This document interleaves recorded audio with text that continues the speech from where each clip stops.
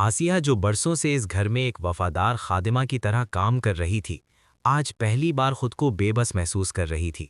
जहारा के वो अल्फाज उसके जहन में गूंज रहे थे जिन्होंने उसके कदमों तले से ज़मीन खींच ली थी। ये राज आखिर उसे कैसे मालूम हुआ कि आशिक ने अलमारी में छुपाए हुए पैसे चुरा लिए थे? आसिया की आंखों में खौफ उतर आया।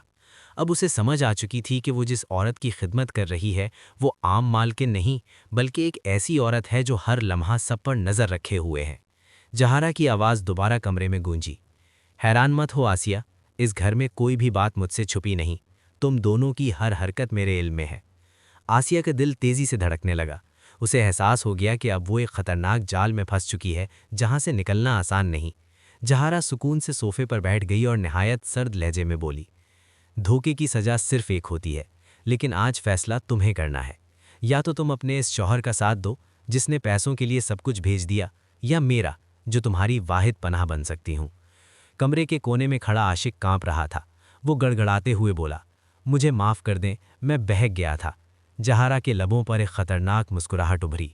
वो उसे फ़ौरन पुलिस के हवाले नहीं करना चाहती थी, बल्कि उसे एक मिसाल बनाना चाहती थी। ऐसी मिसाल जिसे देखकर कोई दोबारा सर उठाने की हिम्मत न करे। उधर नीचे वाले हिस्से में रहने वाले जुनेद और मायरा की ज़िंदगी में भी तूफ़ान आ चुका था। मायरा, जो उम्मीद से थी, जुनेद के रवैये में बदलाव महसूस कर रही थी। वो अक्सर जहारा के पास पाया जाने लगा था, कभी किसी बहाने, कभी किसी काम के नाम पर।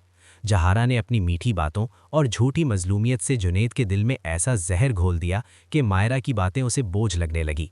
एक रात मूसलाधार बारिश में जुनेद खामोशी से जहारा के पास पहुंचा। जहारा ने उसे करीब बिठाकर अपनी दुख भरी कहानी सुनानी शुरू की। उसकी आंखों में झूठे आंसू देखकर जुनेद पिघल गया। इसी लम्हे मायरा की आंख खुल गई।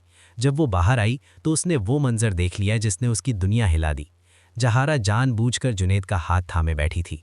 गुस्से और तकलीफ में मायरा ने हिम्मत की, लेकिन जुनेद, जो अंधा हो चुका था, ने उसे धक्का दे दिया। मायरा ज़मीन पर गिर पड़ी, दर्द से करहाती रही। जुनेद की आवाज़ गूंजी, मैं थक चुका हूँ, मैं तुम्हें तलाक देता हूँ। ये अल्फाज मायरा के लिए क़यामत थे। वो टूटे दिल के साथ घर छोड़कर चली गई।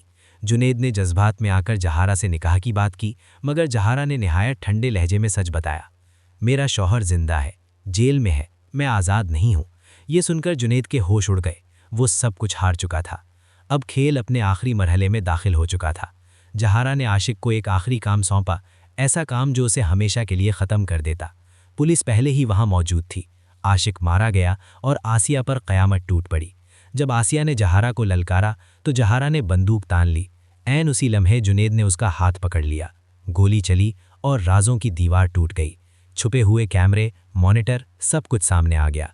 उसी वक्त पुलिस पहुंची। जहारा गिरफ्तार हो गई। जाते हुए वो बस एक बात कह गई, खेल अभी ख़त्म नहीं हुआ। आखिर में मायरा ने एक नई जिंदगी शुरू की, सच और इज्जत के साथ। और जुनेद, वो एक खाली घर में तन्हा रह गया, अपनी गलतियों के बोझ के साथ। ये कहानी हमें सिखाती है, जुल्म चाहे कितना ही मजबूत क्यों ना हो, सच आखिरकार उसे तोड़ ही देता है।